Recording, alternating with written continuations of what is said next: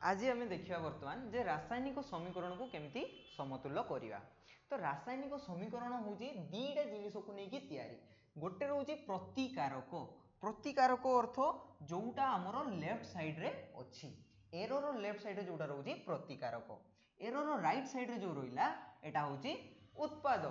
तो left side आउ right side माने प्रतिकारक आउ उत्पादर जो एलिमेंट संख्या गुड़िक रहा यही गुड़ाक जेमिति समान हबो सेटा को कहा जाए रासायनिक समीकरणर समतुल्य।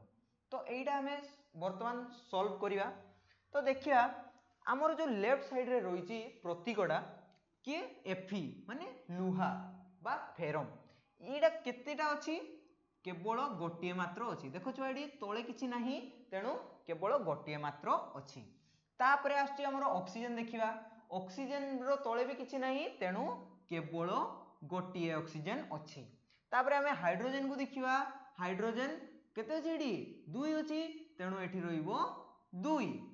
तापरे सेमिति हमें उत्पाद साइड रे भी देखिबा उत्पाद साइड रे देखो एठी छुआ एफी केते अछि तळे 2 अछि माने एफी अछि 2।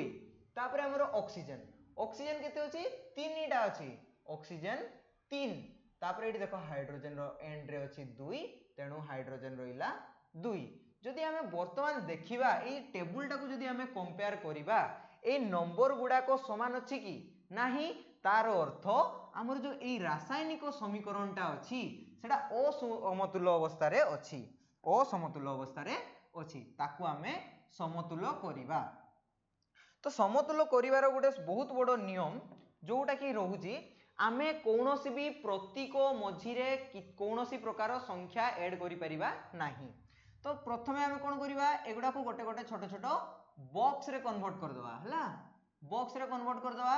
बॉक्स एइति पई कन्वर्ट करिबा जे मने रहिबो एई बॉक्स भितरे आमे किछि भी लेखिबा नाही जहा लेखिबा तारो लेफ्ट पटको सबु बेले मने रखिबो लेफ्ट को पटे लेफ्ट पटे हला।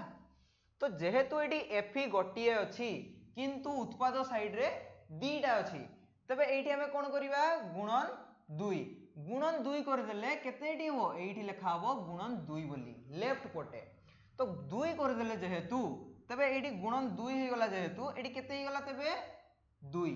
वर्तमान हमर प्रतिकारक आ उत्पाद संख्या समान हे गला।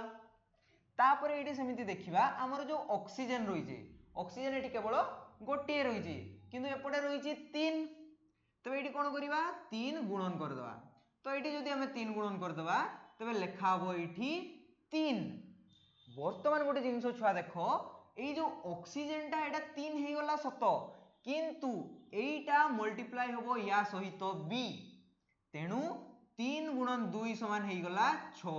तबे एई जो हाइड्रोजन टा रहिला सीए 3 सहित गुणन हे कि हे जेइची 6 किंतु एपट साइड रे जदि हमें देखिबा हाइड्रोजन केते अछि केवल 2 टा अछि तेणु एठी हमें कोन करि परिबा 3 गुणन कर दबा हेले या सहित समान हे जिवो तबे एठी कर देला हमें 3 गुणन कर देले एठी गला 6।